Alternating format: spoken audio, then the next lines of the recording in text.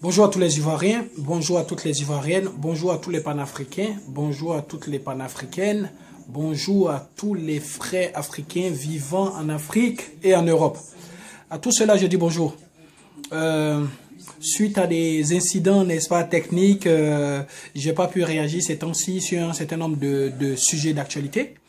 Alors, je fais juste une petite pause aujourd'hui pour donner aussi ma part de vérité sur un certain nombre de sujets, notamment les accusations portées par les uns sur les autres au niveau de la résistance parisienne, au niveau même de la traîtrise de la résistance.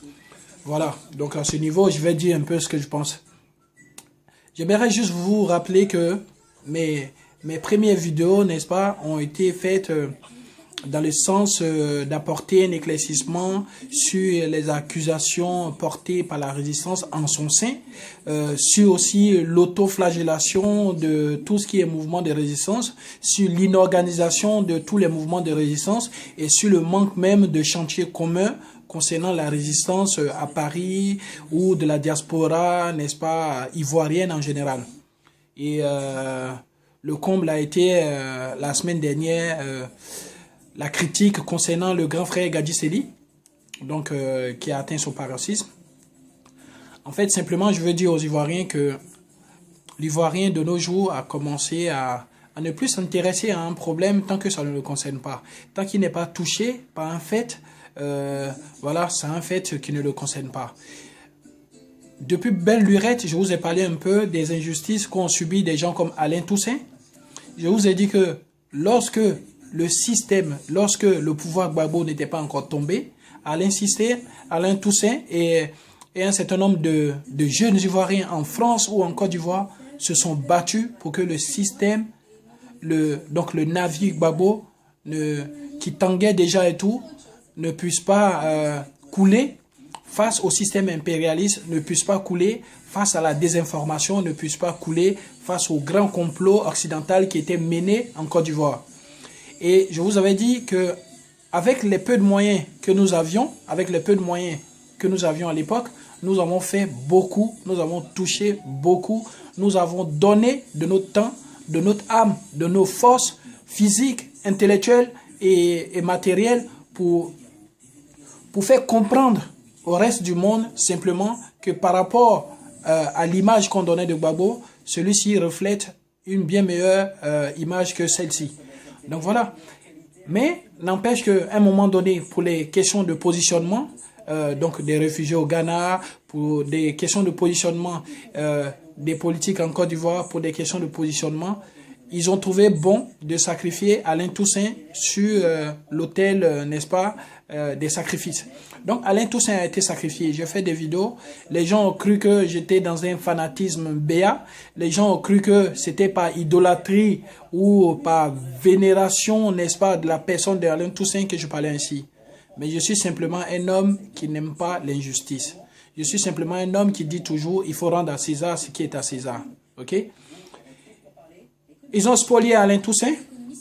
Et après, on a eu le cas Abel Naki. Donc, Abel Naki qui avait mué, n'est-ce pas, le cri panafricain en parti politique. Et qui, donc, de ce fait-là, était obligé, de façon matérielle, de se rendre en Côte d'Ivoire pour mener le combat politique qui est celui du cri panafricain nouveau. Incompréhension aussi à ce niveau. Donc, à l'époque, j'avais aussi éclairci qu'il n'était pas important de lui tirer dessus, mais de voir les actes qu'il allait poser sur le terrain. Est-ce que les actes qu'il allait poser sur le terrain, simplement, seraient en adéquation avec ce qu'il apprenait à la résistance, seraient en adéquation avec des idées, des valeurs qu'il défendait depuis peu. Donc voilà, avec le temps, on a compris aussi que, bon, il a eu des ratés politiques, mais c'est pas pour autant que ça fait de lui, n'est-ce pas, un traître en tant que tel.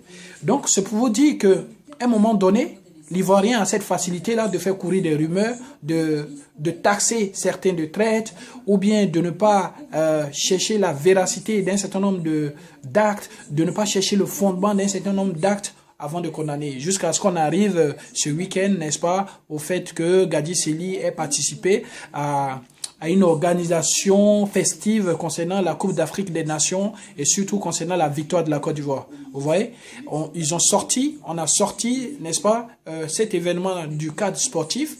Et les gens ont omis de façon express que Gadi Sely était un ancien footballeur et que il avait aussi gagné la Coupe d'Afrique des Nations et que par rapport à ça, la génération nouvelle pouvait associer aussi l'ancienne génération qui avait tracé les sillons de cette réussite, n'est-ce pas, footballistique. Donc, à ce titre-là encore, ils ont taxé Gadi Sely de vendu, d'imposteur, de voilà. À mon petit frère Big Monster, que je connais pour son engagement, la seule chose que je peux lui dire, c'est que dans la lutte, dans la résistance, on a besoin de fougue. On a besoin de détermination. Mais cette détermination doit être utilisée à bon escient. Et après chaque acte d'un ami proche, après chaque acte d'un grand frère, il est important, n'est-ce pas, de lui demander dans quel cadre son acte a été posé avant de prendre, n'est-ce pas, des dispositions nécessaires aussi pour la conduite de la lutte. La lutte a besoin de cohérence. La résistance a besoin d'ordre. La résistance a besoin d'hiérarchie. La résistance a besoin de cohérence. Mais cette cohérence aussi, n'est-ce pas, nous amène à être cohérents envers nous-mêmes, à faire attention, à ne pas condamner très vite un certain nombre d'amis résistants et de prendre du recul même face à n'importe quel fait. Parce qu'au-delà de ce qu'on fait, au-delà de la résistance reste politique. Donc tous les actes que nous devons poser, n'est-ce pas, devaient toujours rester dans le cadre politique. Et qui parle de politique, c'est l'art de la négociation par excellence. C'est l'art des tractations, c'est l'art du compromis et tout, par excellence. Donc il est important, on ne peut pas faire une résistance et trouver que la résistance c'est battre les pavés, marcher, marcher, marcher, marcher, marcher, marcher de façon interminable.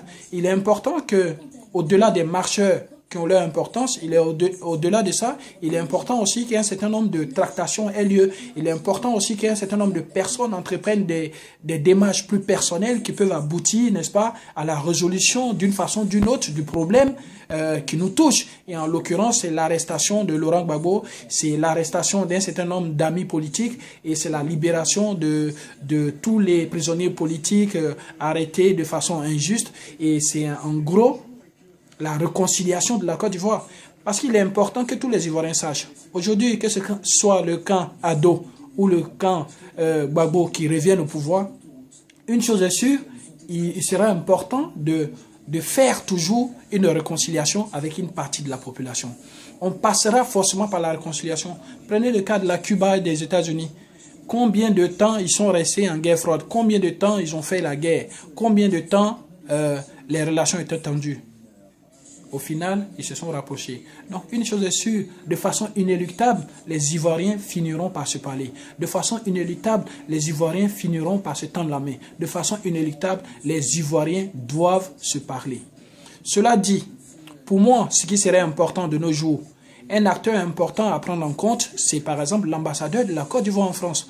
Lorsque vous êtes résistant ivoirien en France, un certain nombre de manifestations, un certain nombre de mécontentements, lorsque vous posez des actes de la diaspora en France, ça devait toujours se couronner, n'est-ce pas, par une motion qu'on remet à l'ambassadeur de la Côte d'Ivoire en France. Pour que celui-ci, à travers cette motion, sache aussi le sentiment, l'assentiment, n'est-ce pas, des Ivoiriens de France et qui transmettent aussi au président de la République ivoirienne. C'est important. Autrement dit, qu'est-ce qu'on fait? On tourne en rond. Une résistance n'est pas folklorique. Une résistance n'est pas des funérailles. Une résistance n'est pas de l'amusement.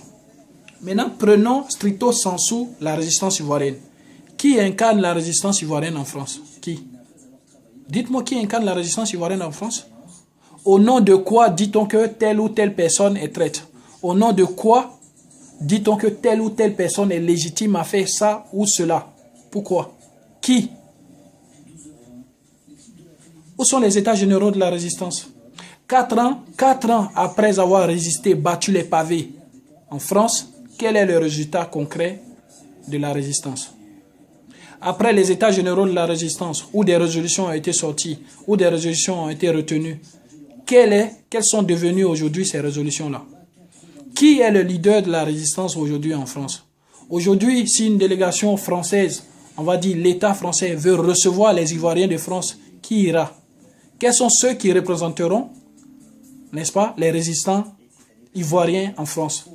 Qui parlera au nom des résistants ivoiriens en France?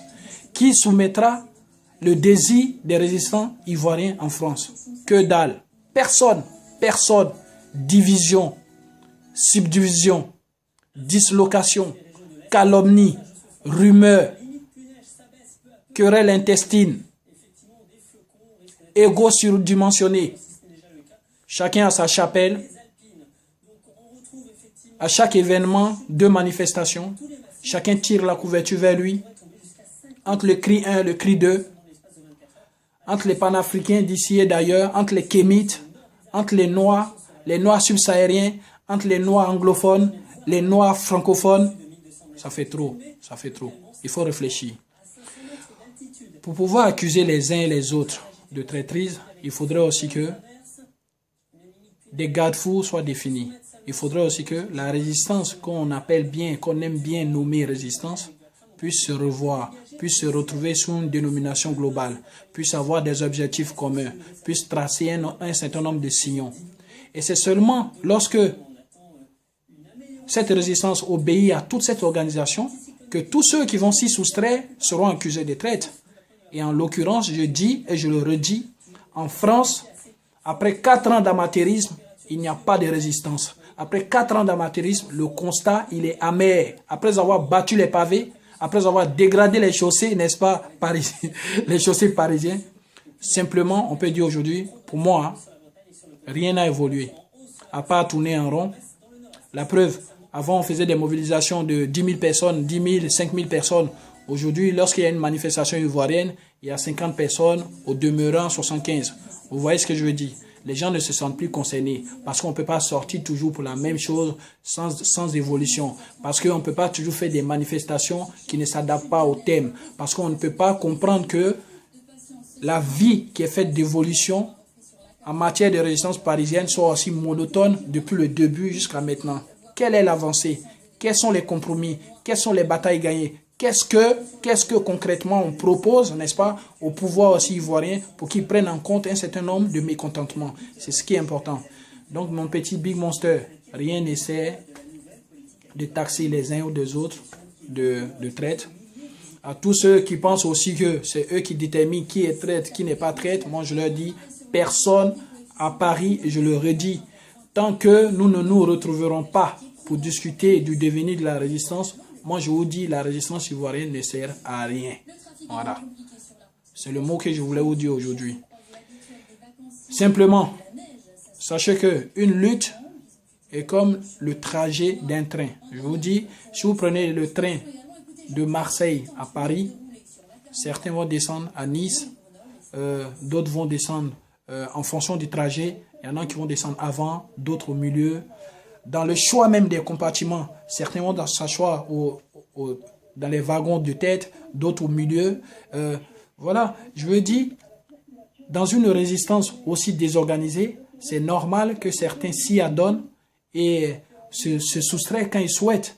Donc, ce qui est important dans tout ce qu'on est en train de dire, c'est un problème d'organisation. Lorsque les gens sont organisés, on peut savoir qui fait quoi, qui va où, qui doit faire quoi. Et à ce titre-là, on ne peut pas passer le temps à traîner des rumeurs à longueur de journée. Donc, que tout le monde se ressaisisse, je vous dis toujours. Depuis que la crise a commencé en Côte d'Ivoire, je dis le premier travail à faire du FPI, c'était de faire son bilan. Le FPI aurait fait son bilan aujourd'hui, il serait passé à autre chose. Dans tous les faits, dans tous les échecs de la vie, que ce soit marital, que ce soit amical, que ce soit politique, lorsqu'il y a un échec, la première des choses est une mise en cause, la première des choses est un bilan pour tirer les conséquences de ce qui s'est passé pour ne plus que ces conséquences se reproduisent. Et c'est ce qui est important. Il faudrait que tout le monde comprenne que tant que les leçons ne sont pas tirées, tant que ceux qui sont au Ghana vont croire que c'est par leur pure bonté qu'ils ont été chassés, tant que ceux qui sont revenus du Ghana vont croire que, à part eux, plus personne ne peut diriger la Côte d'Ivoire et que eux, ils viendront simplement reprendre leur place et continuer comme si de rien n'était, comme si rien ne s'était passé en Côte d'Ivoire, la Côte d'Ivoire sera toujours dans le même état, l'opposition sera toujours dans le même état. Il faut un devoir de vérité à tout le monde. Salutations à Elie Kochen, à l'imposteur, à tous les résistants, les vrais. Et depuis toujours, nous on vous dit simplement, il faudrait que tout le monde s'asseye pour discuter du devenir de la Côte d'Ivoire. Et peu importe les moyens utilisés, mais il est important de tirer les conséquences de tout ce qui se passe. Merci.